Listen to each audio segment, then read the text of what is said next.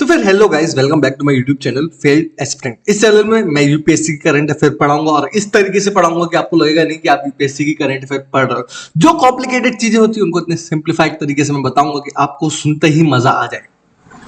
आपको लगेगा कि ये यूपीएससी है ही नहीं, लेकिन है। और आज मैंने अपनी चाय का कुल्हड़ भर लिया है और अब होगी चाय पे चर्चा, बढ़िया खर्चा विदाउट खर्चा। सो विदाउट इससे ज्यादा मैं बकवास नहीं कर सकता हूं। अपना लेक्चर स्टार्ट करते हैं। Okay, presenting my lecture series. देख रहे हो क्या बढ़िया तरीके से नोट्स बनाए। यस, चलिए प्रेजेंट करते हैं। तो फिर बिना टाइम पास करें आज की पहली न्यूज पे आते हैं। आज की पहली न्यूज है rising manosphere is serious threat to gender equality. Gender equality आज इस पॉइंट पे हम आ चुके हैं जहां पे जेंडर इक्वालिटी को मजाक समझ लिया है लोगों ने। हाँ, कुछ केसेस इंडिया में आए हैं जब लास्ट टाइम भरोसा नहीं कर पा रहे लोग लेडीज पे कि वो ऐसा कर सकती है। जैसे कि मैं आपको एक केस बताता हूं, ठीक है। बाप और बेटा गाड़ी से जा रहे थे घूमने। कार का एक्सीडेंट हुआ जिसमें बाप फादर मर गया और उसके बाद बच्चा बचा, लड़का बचा। अब वो बचा तो उसको हॉस्पिटल लेके गए। हॉस्पिटल जाके पता चला उधर जाके जो डॉक्टर आया वो बोलता है मैं इसका ऑपरेशन नहीं कर सकता क्योंकि ये मेरा बेटा है।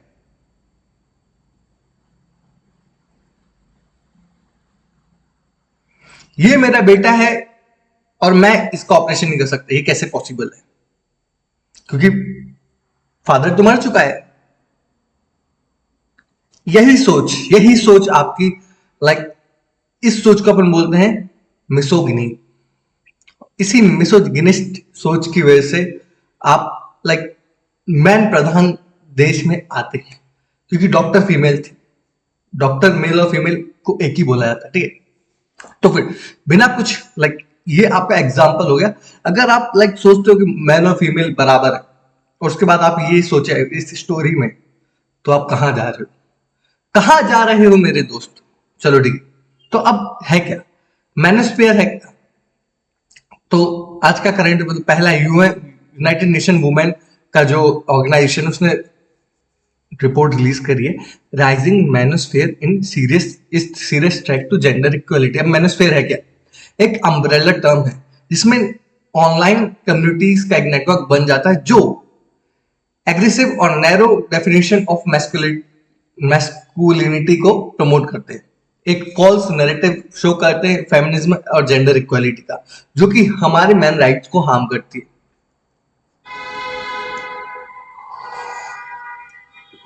ठीक है। अब ये मोल मैनोस्फेयर का रूट कहां से आता है? मिसोगिनी से और एंटी फेमिनिस्ट रेटोरिक से आता है, ठीक है। मिसोगिनिस्ट मैं भी हूं। एक पॉइंट पर मुझे भी लगता था कि कुछ नहीं होता है, लेकिन हाँ अब मुझे लगता है कि भाई यही सही था। जो हमारा आजकल जो रील्स बन रही है, लास्ट टाइम मैं अभी एक एक्ट बताता हूँ जिसके थ्रू आपको पता चलेगा कि जो आजकल की रील्स डाली जा रही हैं इंस्टाग्राम और यूट्यूब पे, वो रील्स को बैन करने के लिए जो इलीगल रील्स है वो पहले इलीगल मानी जाती थी और उसको बैन करने के लिए एक एक्ट लाई गई थी कि ऐसी रील्स अगर किसी भी सोशल मीडिया प्लेटफॉर्म में डाली जाए उसको बैन कर दिया जाए जल्द से जल्द, ठीक है। तो मैनोस्फेयर क्या है? एक जेंडर बाइस्ड ग्रुप है ऑनलाइन कम्युनिटी का, जो उनका एक ही एजेंडा है कि भाई हमको मैस्कुलाइन रील्स प्रमोट करना है, मैस्कुलिनिटी को प्रमोट करना है, वुमेन्स की राइट को वुमेन की जो एक्स्ट्रा राइट्स हैं वो हमारे बेसिक मेंस राइट्स को दबा रही है, वो उसको प्रमोट करते हैं और ये सच भी है, ठीक है। तो अब आगे बढ़ते हैं। तो रीजन क्या है इसका मैनोस्फेयर का? सबसे पहला, नीड फॉर वैलिडेशन। जो सोशल आइसोलेशन है and desire for belonging drive many young man toward manosphere. समझ रहे हो ना क्या बोल रहा हूं मैं? अकेले रहने और हमको भी उस चीज में बिलोंग करना चाहिए, लेकिन वो उस चीज में नहीं जा पा रहे हैं।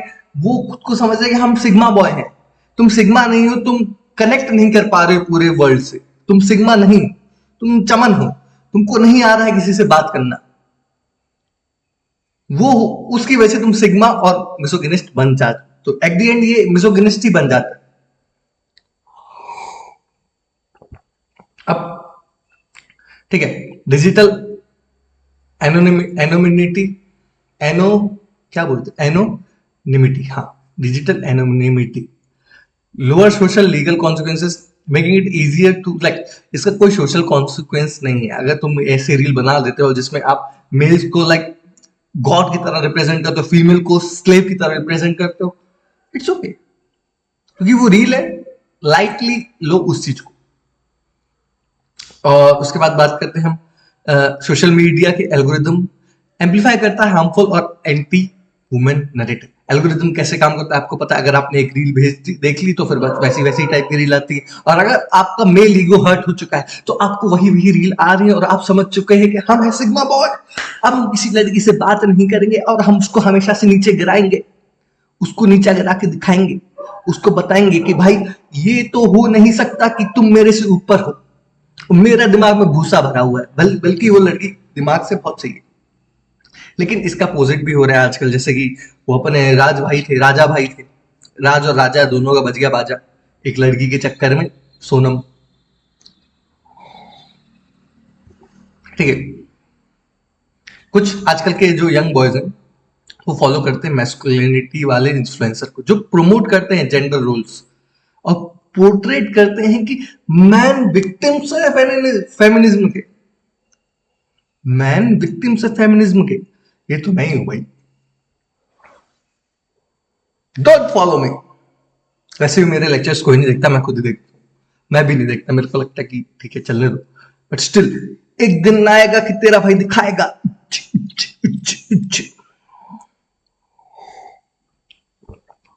अब इसका इम्पैक्ट क्या है वुमेन और गर्ल्स के लिए डिजिटल स्पेसेस में सेफ्टी कम, जैसे कि गेमर गेट एक हैरेसमेंट कैंपेन है जिसमें फीमेल गेमर्स को हैरेस करते हैं कि क्योंकि पहली बात उनको खेलना नहीं आता, ये उनकी सोच है, मेरी भी यही सोच है, क्योंकि आजकल के जो फीमेल गेमर्स है उनका एक ही चीज गोल है, ऐसे करके शो कर देना, क्या करना, ऐसे करके शो कर देना, वो उनका कंटेंट है। जैसे कि एक फीमेल गेमर है पूजा कार्य, मुझे नहीं पता जो भी है, वो यही करती है, like they have this ship, और उसके बाद उनके पास कोई कंटेंट नहीं है, लोग बस उसी चीज के लिए उनको देखा जा रहा है, ठीक है। इसके साथ साथ उनके साथ लाइक ये सोच लेकिन है, मिसोगिनिस्ट सोच है लोगों की, और उसके वजह से कुछ लोगों की वजह से मेन जो दबे लोग हैं उनको सहना पड़ रहा है, जैसे उनके साथ वर्बल हैरेसमेंट होता है, वर्क प्लेस में डिस्क्रिमिनेशन होता है, वायलेंस होता है वुमेन के खिलाफ, रिड्यूस हो चुका है पार्टिसिपेशन इन, लाइक पहले से ही हम वुमेन्स कुछ ऐसे पॉइंट्स में नहीं है, जैसे पॉलिटिक्स, पॉलिटिक्स में वुमेन का रोल बहुत कम है। अभी जो पार्टी आई है वो हमारे प्रेसिडेंट को लाइक सोच, राष्ट्रीय एससी की प्रेसिडेंट को उस पार्टी ने प्रेसिडेंट बना चुका है, एसटी कास्ट की वुमेन को एक प्रेसिडेंट बना चुका है। स्टिल ये क्यों किया जा रहा है, क्योंकि वुमेन का रिप्रेजेंटेशन नहीं है मीडिया और अकेडमिया सब पे। अब इसको काउंटर करने के लिए हमने क्या किया ग्लोबली, तो ग्लोबली बात कर लेते हैं। Manosphere global Beijing platform for action, ये क्या कहता है, 1995 में आया था, ये कहता है कि बैलेंस और नॉन स्टीरियोटाइपिकल पोर्ट्रेट होना चाहिए वुमेन का इन मीडिया और डिजिटल स्पेसेस में, और ये एग्डेन क्या लेकर आएगा, मेक ऑल स्पेस सेफ, सारी जगह वुमेन्स के लिए सेफ होनी चाहिए, सोशल मीडिया, देखो होना यही चाहिए कि हर जगह सेफ्टी महसूस होनी चाहिए, वो भी ह्यूमंस है, मैन और ह्यूमन बाद में आता है, ह्यूमंस पहले आता है, लेकिन तुम ह्यूमंस ऐसे हो कि जानवरों को जानवरों की तरह ट्रीट करते हो, पेड़ों को पेड़ों की तरह ट्रीट करते हो, और अर्थ की तो ले रखी है तुम लोगों ने, तो उस चीज के लिए रूल्स लाए जाते हैं, क्योंकि एक बेसिक पॉइंट पे हर जगह पे पुरुष प्रधानता चलती आई है।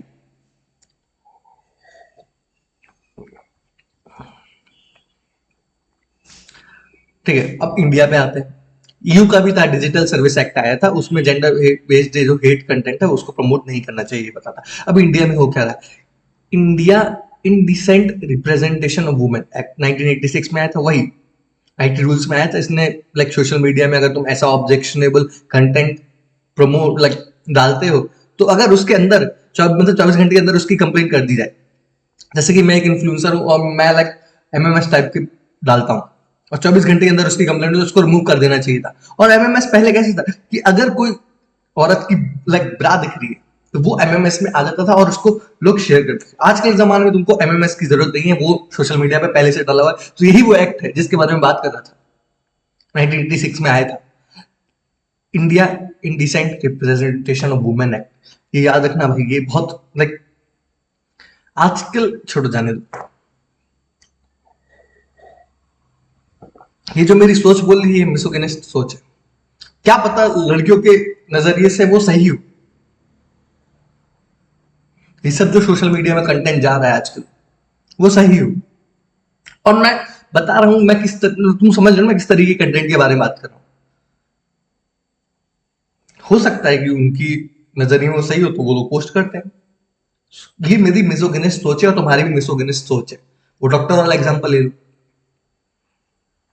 ठीक है, एक स्कूटी वाला एग्जांपल, लड़कियां लाइक मेरे लाइक मैंने जितनी लड़कियां देखी हैं ब्रेक की जगह पैर से स्कूटी रोकती हैं।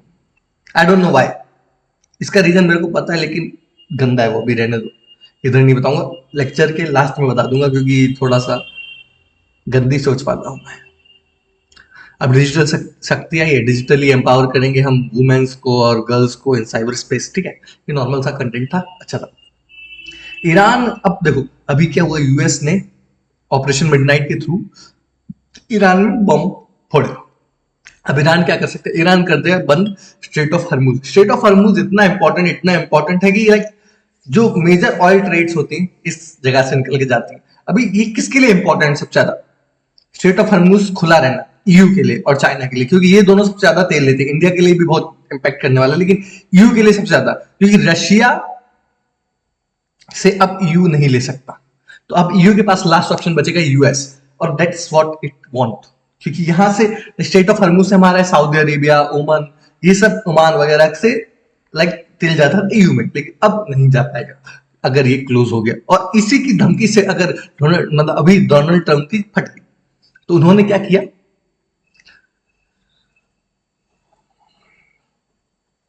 शांति समझौता, खुद अशांति फैलाएंगे और फिर शांति समझौता कर देंगे। एक सेकंड ना, मेरे को फैन तेज करना थोड़ा सा, चाय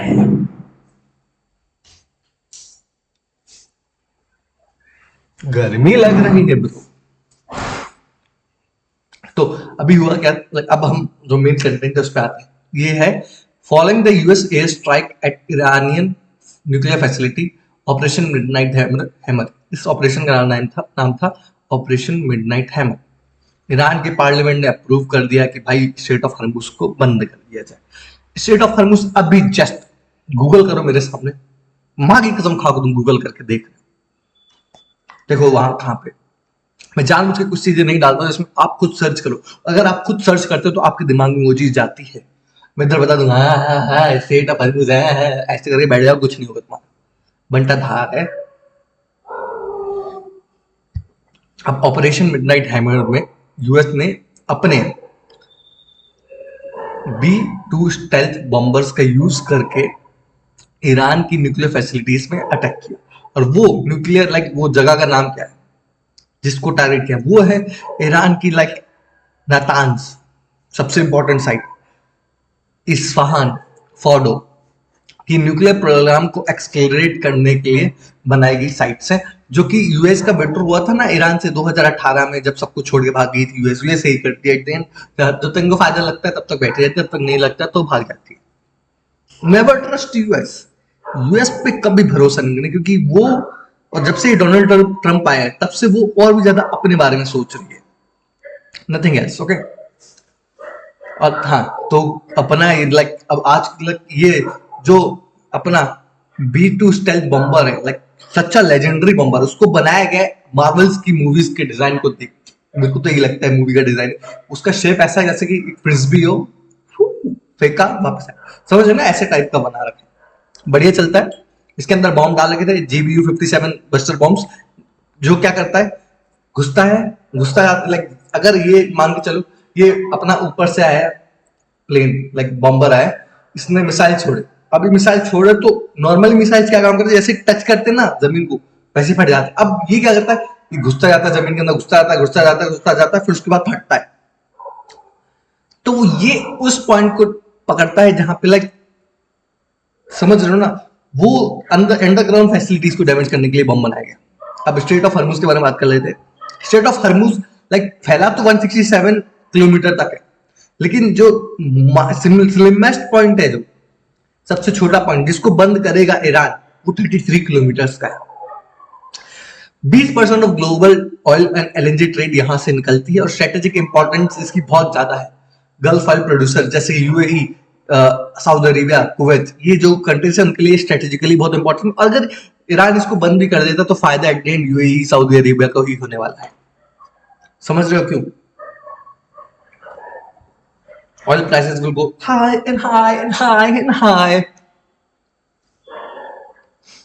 Disruption would spike energy prices, triggering inflation. Inflation होगा भाई। चले भाई नेक्स्ट न्यूज पे आते हैं। 21 जून को सेलिब्रेट किया जाता है वर्ल्ड योगा डे। 21 जून को क्यों सेलिब्रेट किया जाता है? क्योंकि 21 जून है longest day of the year in northern hemisphere. तो अब योगा के बारे में जानते हैं। योगा संस्कृत के एक वर्ड से निकाला गया, युज, जिसका मतलब है यूनाइट। सिंबल क्या करता है? यूनाइट। योगा क्या रिप्रेजेंट करता है? The unity of mind and body. मेरे को योगा में सिर्फ शुरू में जो नमस्कार आता है, उसके पहले पद्मासन, चक्रासन, बहुत सारे आसन थे भाई, पता नहीं दुनिया भर के आसन करवाते थे। और मेरे लाइक मेन प्रॉब्लम मेरे में क्या है, मेरी बॉडी स्ट्रेच नहीं करती, मेरे को वो करने में मौत आती है। समझ रहे हो ना मैं क्या बोल रहा हूं? क्या बोलते उसको यार, अपने हाथों से पैर को ऐसे टच करने में मौत आती है, खड़े होकर और बैठे होकर भी। ठीक है, लाइक अब सेज महर्षि पतंजलि सिस्टमाइज करे एंड कोडिफाई करे उस टाइम की existing practice of yoga through his yoga sutras. UNESCO ने इंस्क्राइब किया yoga in representation list of intangible heritage. अभी यूके के हाउस ऑफ कॉमन्स ने अप्रूव कर दिए टर्मिनली इल एडल्ट्स को असिस्टेड डाइंग बिल। यूके में assisted dying bill. Assisted dying का मतलब क्या है? यूथनेशिया। अगर आप 18 साल से ऊपर हैं और आप चाहते हैं कि आप नहीं जी सकते, नहीं, ऐसा नहीं। अगर आप चाहते हैं कि अगर आप टर्मिनली इल हैं, मतलब आपके पास ज्यादा से ज्यादा 3-4 महीने हैं जीने के, और अगर आप चाहते हैं कि अब ये दर्द सहा नहीं जाता, अब इस दर्द से मुझे प्रभु हालांकि मुक्ति दे दे, तो आप यूथनेशिया ले सकते हैं। तो अभी इस बिल के बारे में बात करते हैं, फिर यूथनेशिया के बारे में थोड़ी सी बात डिस्कस करते हैं। ये बिल अलाउ करता है टर्मिनली इल एडल्ट्स को जिसकी एज 18 से ऊपर है, who are deemed to have less than 6 month to live, वो एक असिस्टेंट डाइंग को चूज कर सकते हैं। असिस्टेंट डाइंग का मतलब क्या है? टर्मिनली इल पेशेंट को लीथल ड्रग्स दिए जाएंगे जिसके थ्रू मतलब जो मेडिकल प्रैक्टिशनर है और वो उसको सेल्फ एडमिनिस्ट्रेट करेगा और धीरे धीरे उसकी लाइफ चली आएगी।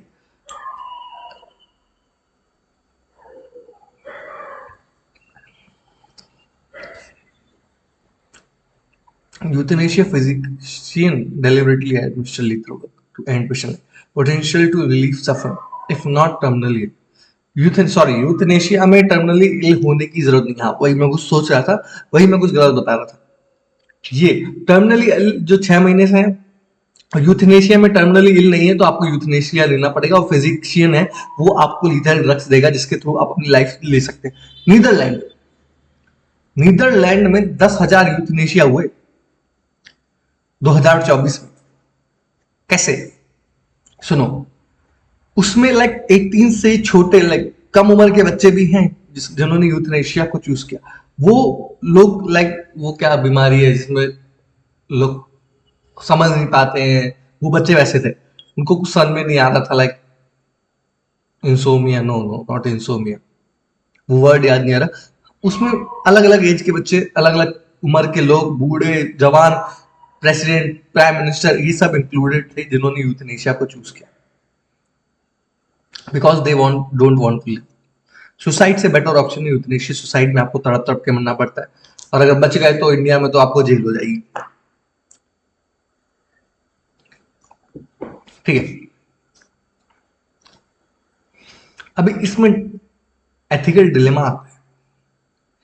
इसमें अगर आपका क्वेश्चन बनेगा तो किस चीज पे बनेगा? एथिक्स। इसमें एथिकल डिलेमा यह आता है डॉक्टर सबसे पहले तो ये डिलेमा है क्या, assistant dying respect for patient dignity या फिर sensitivity of the life. Assistant dying मतलब पेशेंट चाहता है कि उसको मार दो तो वो उसका डिसीजन है, लेकिन जिंदगी है, लाइक जो रिलीजियस लीडर्स हैं उनका बिलीव ये है कि भाई जिंदगी तो भगवान ने दी है तो भगवान ही लेगा ना। वो किसी को हक नहीं होता कि तुम ड्रग्स के यूज के थ्रू आप अपनी लाइफ को खत्म कर दो। मेडिकल एथिक्स कॉन्फ्लिक्ट्स इसमें बहुत होते हैं। असिस्टेंट डाइंग कॉन्ट्रडिक्ट करता है मेडिकल ड्यूटीज को और उनके ओथ को। लाइक जो ओथ वो लोग लेते, तो अगर यूथनेशिया और ये असिस्टेंट डाइंग होती है तो वो उसको लाइक कॉन्ट्रडिक्ट करता है। ये बहुत एक हिपोक्रेटिक ओथ हो जाती है, जैसे हमारे पॉलिटिशियंस लेते हैं हिपोक्रेटिक ओथ, वही टाइप की ओथ डॉक्टर्स की हो जाती है। लेकिन एक और बात बता देना चाहता हूँ, अगर आप जानना चाहते हैं एक केस के बारे में जिसमें डॉक्टर्स ने जो किया, लाइक डॉक्टर्स जो करते हैं ना वो बहुत अच्छा काम है, लाइक रिस्पेक्ट फॉर देम। लेकिन जो डॉक्टर करते हैं वो बस डॉक्टर्स को पता होता है। मेडिकल एजुकेशन इंडिया में बहुत कम है और उसी वजह से जो डॉक्टर्स करते हैं ना, अगर आपका गलत ऑपरेशन कर दिया, गलत चीजें कर दी या फिर गलत कुछ भी किया तो आप खुद रिस्पॉन्सिबल होगे, डॉक्टर की रिस्पॉन्सिबिलिटी नहीं होती है। और ये एक ऐसा फैक्टर बन के आ जाता है जिसके थ्रू डॉक्टर्स बहुत फायदा उठा लेते हैं, गलत ऑपरेशन कर देते हैं, किसी से करवा देते हैं, जूनियर से करवा देते हैं, इसको एक तरीके से मर्डर ही लेना चाहिए। लाइक मर्डर किया है डॉक्टर्स ने मिलके। अगर उनको पता है, हमारे यहाँ तो ऐसे केस भी मरने के बाद डॉक्टर्स वेंटिलेटर पे रखे हुए हैं बिल बढ़ाने के लिए। जो डॉक्टर्स की लाइक वो है ना कम्युनिटी, उनको टारगेट्स मिलते हैं जैसे कि प्राइवेट कम्युनिटी मिलते हैं। जैसे प्राइवेट में एक मार्केटिंग का गाय नहीं होता जिसके लाइक जिसको इतने का बिजनेस लेकर आना ही है वरना तुम्हारी ड्यूटी खत्म। वैसे डॉक्टर्स को होता है कि तुमको इतने पेशेंट को रिकमेंड करना है, ऑपरेशन करवा लो, उसके साथ साथ इधर 3 दिन रहना पड़ेगा, 10 दिन रहना पड़ेगा, आईसीयू रिफर कर दो, दुनिया भर की चीजें। ठीक है, और ये सोशल इकोनॉमिक बर्डन आ जाता है फैमिली पे। अब आते हैं हम अपनी नेक्स्ट न्यूज पे।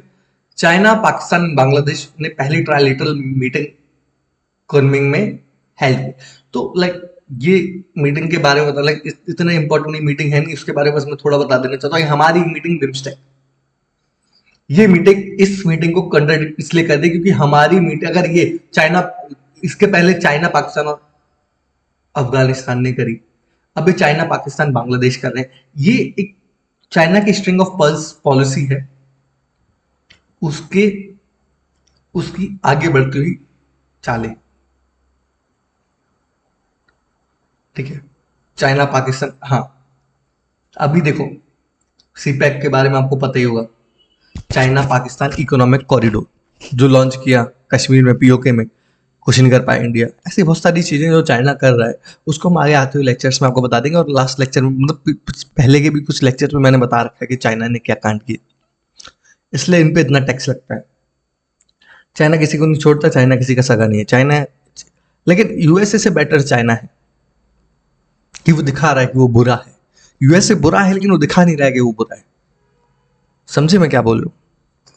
एक बार चेक कर लेता हूँ मैंने रिकॉर्ड चल रहा है या नहीं चल रहा है। Yes, it's going on. अब हम बात करते हैं कॉफी के बारे में। कॉफी, चाय के बाद मैं जो चीज पीता हूँ वो है कॉफी। कोल्ड कॉफी, अपना लाइक कैपुचिनो, और एक वो हार्ड सी आती है, क्या बोलते हैं इसको, बिल्कुल हार्ड कॉफी, क्या बोलते हैं उसको भाई, भूल गया मैं उसको, जो भी बोलते हैं। ठीक है, दुनिया भर की कॉफी होती है जिसमें मैंने बस 2-3 तरह की कॉफी पी, फालतू है बाकी। कैपुचिनो अच्छी है और कोल्ड कॉफी अच्छी है, और बाकी जो नॉर्मल घर में बनती है वो बेस्ट कॉफी है, उससे अच्छा कुछ नहीं है। ठीक है, तो अब कॉफी के बारे में, अभी जो इंडिया का कॉफी एक्सपोर्ट्स है वो 125% बढ़ गया, जो कि वैल्यू है लास्ट 10 ईयर में $1.8 बिलियन। और कॉफी के बारे में मतलब ये न्यूज में तो इसलिए है क्योंकि अभी इसका 125% बढ़ेगा। अभी कॉफी का कॉफी है क्या? कॉफी एक ट्रॉपिकल प्लांट्स है जो कि मोस्टली इंडिया में कर्नाटका लीडिंग प्रोड्यूसर है और केरला और तमिलनाडु में प्रोड्यूस करती है। मतलब वेस्टर्न और ईस्टर्न घाट में कॉफी का प्रोडक्शन बहुत ज्यादा हाई है, नॉर्थ ईस्ट में भी होता है थोड़ा बहुत। अभी पूरे वर्ल्ड में 60 डिफरेंट स्पीशीज है, लेकिन 75% रोबस्टा है, अरेबिका है कॉफी और रोबस्टा है। आप इन दोनों में से कोई एक ही पीते होगे, ये मेरी गारंटी। अभी अगर आपको कॉफी उगानी है और इसका बिजनेस करना है तो आप ट्रेडिंग कर लो, जहां से उग रही है वहां से लेकर मंगवा लो। अगर ये नहीं करना है तो आपको क्या करना है, उगाना है। अगर आपको कॉफी घर में उगाना है, लेकिन उसकी आइडियल कंडीशन आप क्या होनी चाहिए, वो आइडियल कंडीशन क्या है, यही चीज आ जाती है यूपीएससी में। ये जो मैं आपको बता रहा हूँ ऐसे मजे में कि भाई कॉफी पी रहे, ये जो चीजें हैं वो अब मैं बता रहा हूँ। देखो 150 से 300 सेंटीमीटर तक रेनफॉल होनी चाहिए। टेम्परेचर अगर हमको अरेबिका उगाना है तो 15 से 24 डिग्री सेल्सियस होना चाहिए, और अगर हमको रोबस्टा उगाना है तो 24 से 30 डिग्री सेल्सियस होना ही चाहिए। ये होगी हमारी कॉफी के बारे में बात। Brazil is the largest producer of coffee in the world. अब थोड़े प्यार से बात कर लेते हैं, ई रक्त कोष ये है क्या? मिनिस्ट्री ऑफ हेल्थ प्लान कर रहा है to integrate country's rare donor registry with e Rakt Kosh. जो national institution of immuno haematology है, हीमोलॉजी इम्यूनो हाई हीमेटोलॉजी है, haematology haematology haematology haematology haematology yes, national institute of haematology है, immuno high मेटोलॉजी, ICMR है, मुंबई में है जो, वो create कर रहा है national real blood donor registry to support patient with uncommon blood types. जैसे कि बहुत अभी आगे इसी आज ही की न्यूज में बताता हूँ एक अनकॉमन ब्लड टाइप जिसके बारे में बहुत rare of the rare case है।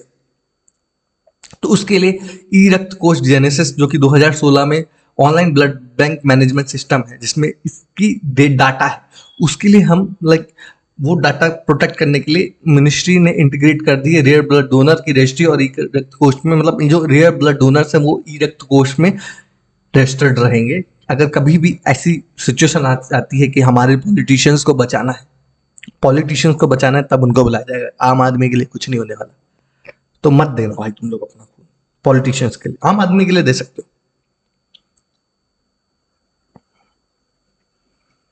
नेक्स्ट न्यूज पे आते हैं, नैनो फर्टिलाइजर्स इंडिया।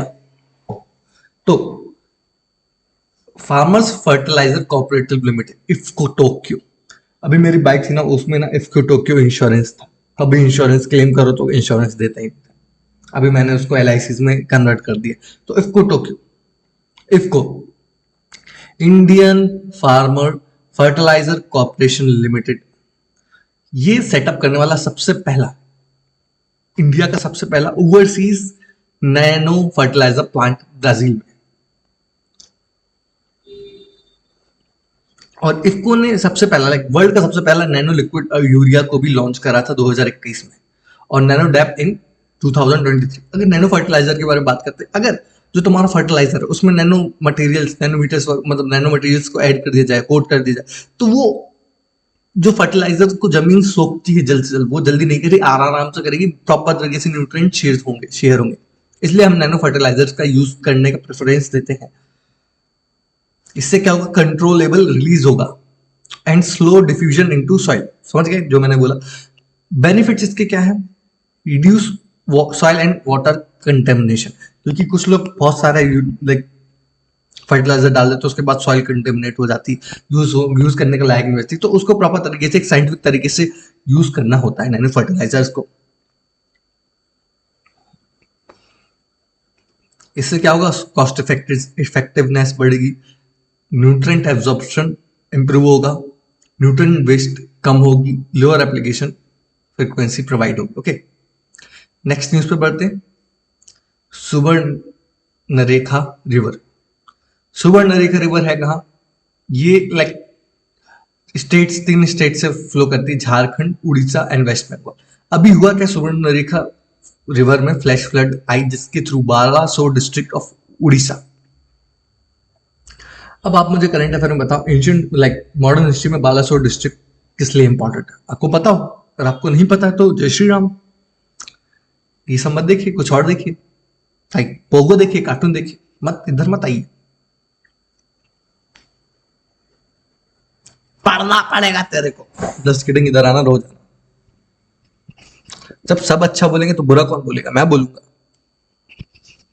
पढ़ ले बैठ के, रील स्क्रॉल मत कर, जिंदगी तबाह हो जाएगी। हाँ, तो ये तीन लाइक सुवर्ण रेखा का मतलब है लिटरली, मतलब असली मतलब गोल्डन। सुवर्ण, सुवर्ण का मतलब होता है गोल्डन लाइन। लाइक सुवर्ण मतलब गोल्ड होता है, और उसका टोटल सुवर्ण रेखा मतलब लाइन होता है, तो Suvarna Rekha is golden line. Geographically origin कहाँ से होता है? रांची के मतलब एक पिस्का वैली रांची में, रांची कहाँ है? झारखंड में। वहां से ओरिजिनेट होती है, वहां से जाती है झारखंड, उड़ीसा, वेस्ट बंगाल, वेस्ट बंगाल में से जाके ये बे ऑफ बंगाल में टपक जाती है। और मोस्ट इंपॉर्टेंट फॉल्स इसमें कौन सा आता है? हिंद्रू फॉल, बहुत सुंदर फॉल है, बहुत सुंदर। मैं गया नहीं, गूगल मैप पे गूगल करके देख लिया, सुंदर। जाने के लिए पैसा लगता है, पैसा है नहीं मेरे पास, गरीब हूं मैं। तो सिग्निफिकेंट क्या है इसका?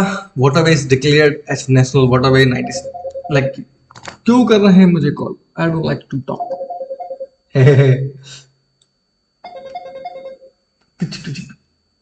साइलेंट कर दो।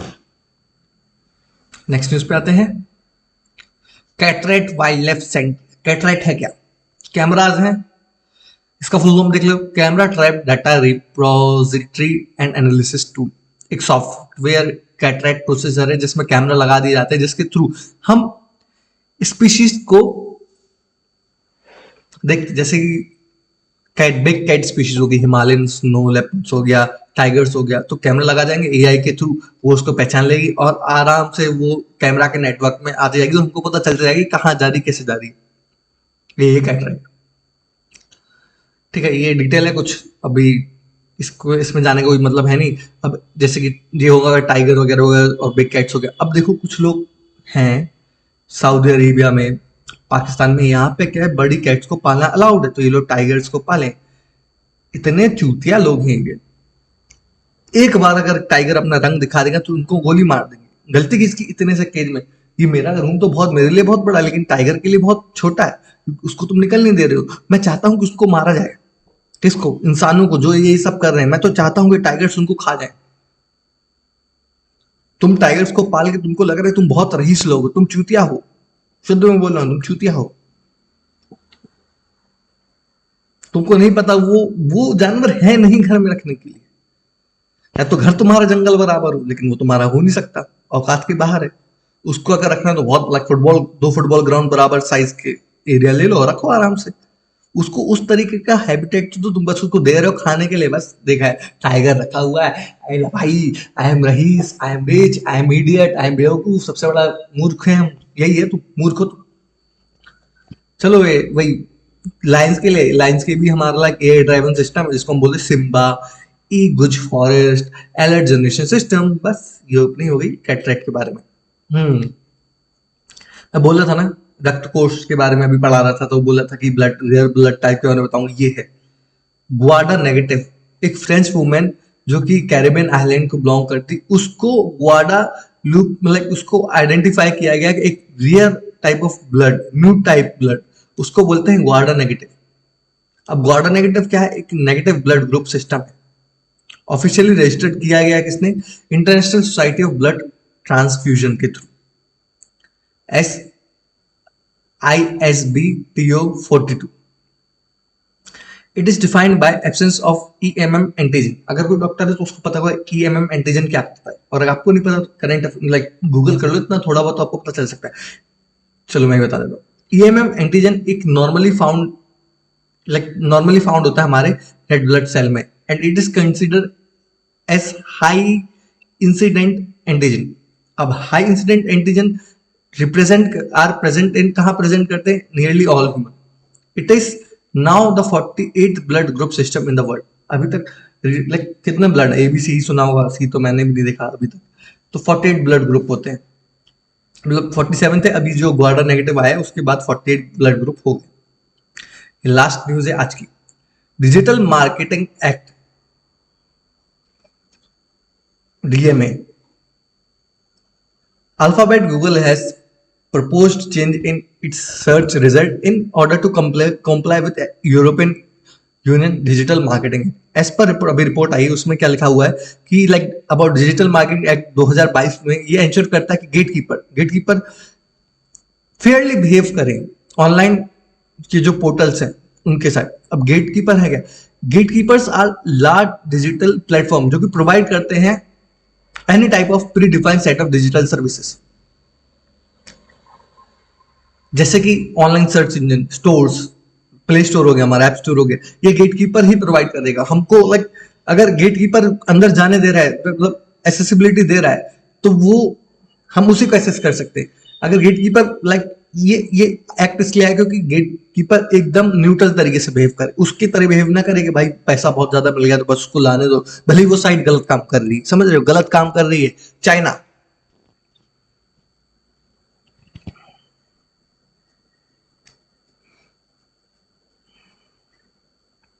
और ये इंश्योर क्या करता है? कंज्यूमर को और ज्यादा बेटर सर्विस मिले और उसके पास और भी ज्यादा अपॉर्चुनिटी हो कि उनको क्या चाहिए, कौन सा ऐप चाहिए, कौन सी सर्विस चाहिए, ये गेटकीपर हमको ना प्रोवाइड करेंगे। हाँ, तुमको ये मिलेगा, हमको क्या चाहिए, हमको ये मिलना चाहिए। ठीक है। और इसी लास्ट न्यूज से आज मैं आपकी क्लास खत्म करता हूँ। Bye bye. 36 मिनट की हो गया।